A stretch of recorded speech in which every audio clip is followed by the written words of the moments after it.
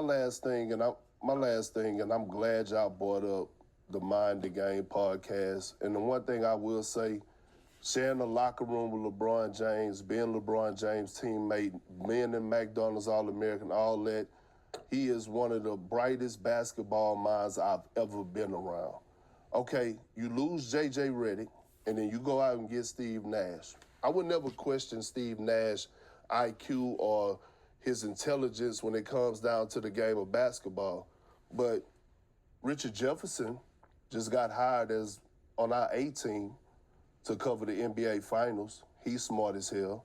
Shannon Fry, who won the championship with LeBron James, who does NBA TV, he's intelligent as hell. Phil Handy, who LeBron James won 2 championships with, who's now doing his own thing, he's intelligent as hell. Hell, Draymond Green. Well, I know Draymond Green ruffled the feathers, but no one could ever question his basketball mind or his basketball IQ. He's smart as hell. So what I'm getting at is, why none of those guys, LeBron? These are your guys. Why none of those guys on Mind the Game? And I'll leave it at that. And so will I. And so will I. Man, shut up. Y'all grown men crying about what another grown man got going on. And you're making this a race issue. Basically saying, oh, Bron only gonna work with people of the opposite color. Right? That's stupid. Knowing that the podcast that Draymond got, Bron actually put him onto that and owns that company as well. So where are you getting this from? The podcast that Richard Jefferson got? Shannon Fry got? Same thing. Same production company that owned Draymond Green's podcast. So he does stuff for his community. Did we forget about the school he built? So we forget about all those things because you're trying to prove a point and make him seem like a bad guy.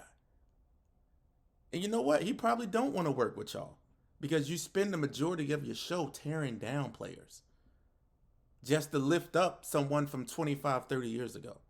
No one can ever catch Michael Jordan. That's just not going to happen. But the reason it won't happen is because you're not talking about the flaws that MJ had. You spend all show talking about what MJ did well. I never heard you mention the sweep. I never heard you mention being swept out the first round multiple times. That's not what you do. But when it comes to LeBron, you say, oh, he's number 2 all time because of what he did not do. You don't say he's number 2 all time because of what he has accomplished. So you constantly push him down to make him number 2 and lift MJ up. Tell me what MJ failed at. Then it's a real debate. But if you only tell me what LeBron did wrong, there's no debate. Your mind is already made up. So stop sitting up here on national TV acting like everything's okay and everything's all good and LeBron in his feelings. No, he calling it how he see it. Why would you want to be the face of a league that's going to be covered to make you always finish second or third to MJ? You can never eclipse him because we have old heads like you that control the narrative and that control the media.